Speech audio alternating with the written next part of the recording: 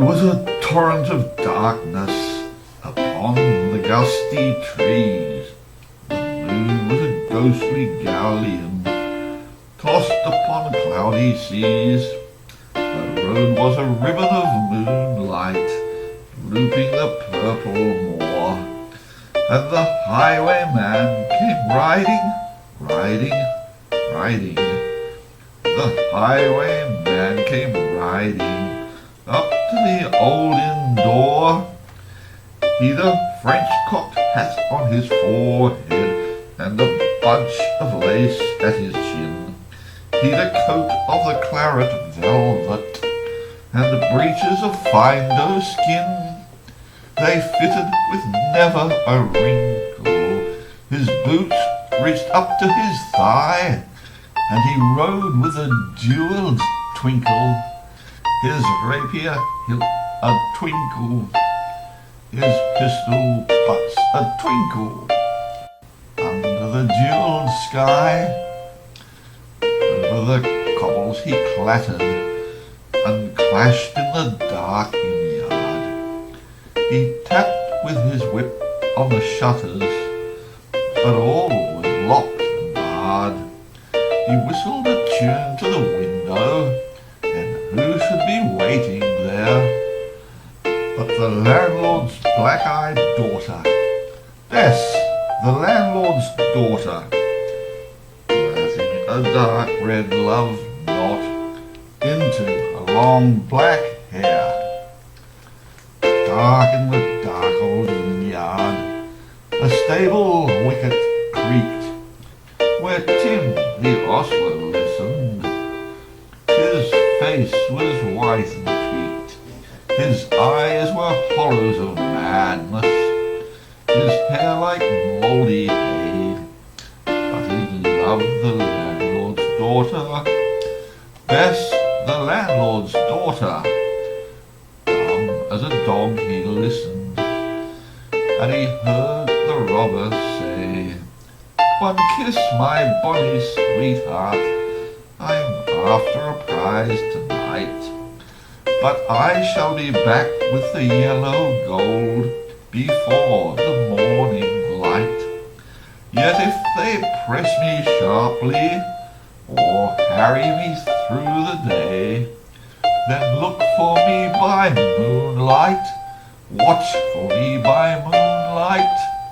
I'll come to thee by moonlight, though hell should bar the way." He stood upright in the stirrups, he scarce could reach her hand, but she loosened her hair in the casement. His face burnt like a brand, as the sweet black waves of perfume came tumbling o'er her breast.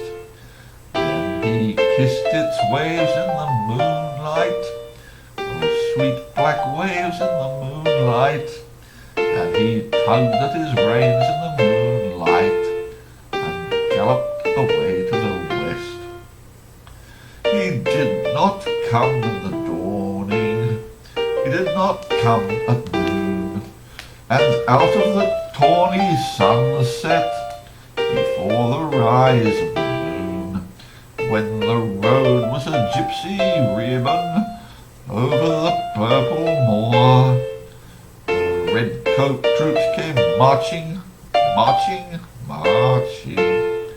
King George's men came marching up to the old inn door.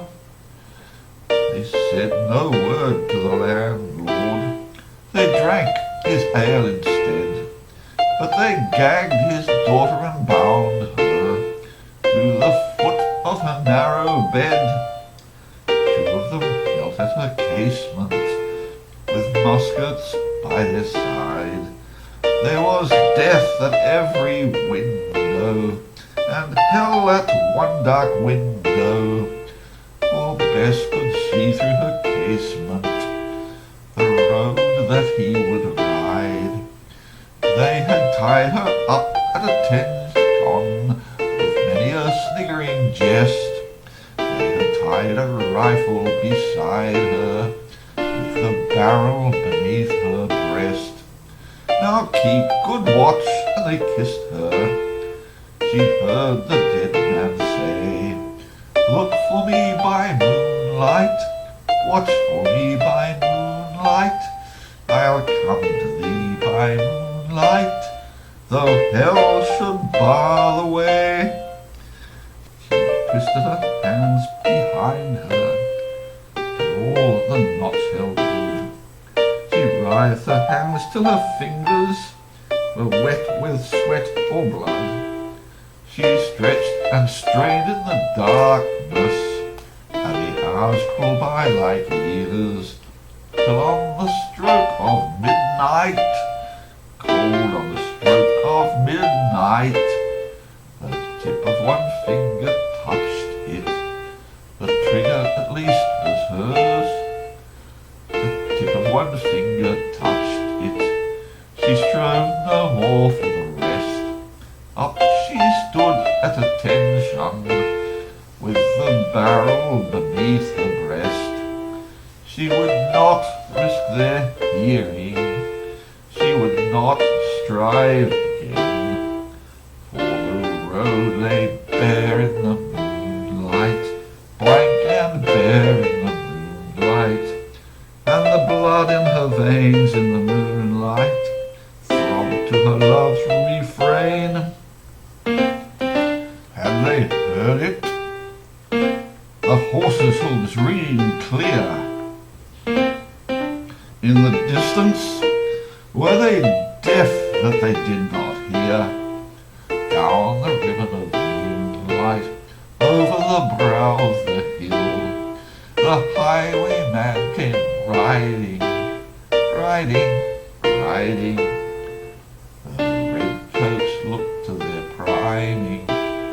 She stood up straight and still, in the frosty silence, in the echoing night. Nearer he came and nearer. Her face was like a light. Her eyes grew wide for a moment. She drew in one deep breath. Then her finger moved in the moonlight. Her musket shattered the moonlight, shattered her breast in the moonlight, and warned him with her death. He turned, he spurred to the west. He did not know who stood, bowed with her head o'er the casement, drenched in her own red blood. Not till the dawn did he hear it, and his face grew grey to hear. How Bess, the landlord's daughter, the landlord's black-eyed daughter, had watched for her love in the moonlight, and died in the darkness there.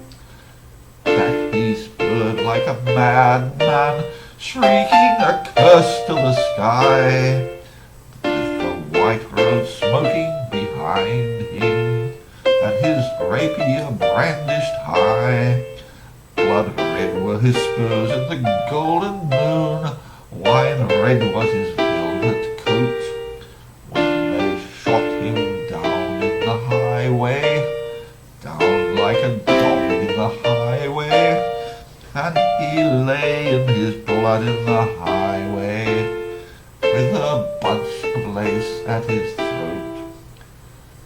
And still on a winter's night, they say, when the wind is in the trees, when the moon is a ghostly galley tossed upon cloudy seas, when the road is a gypsy's ribbon looping the purple moor, the highwayman comes riding, riding, riding.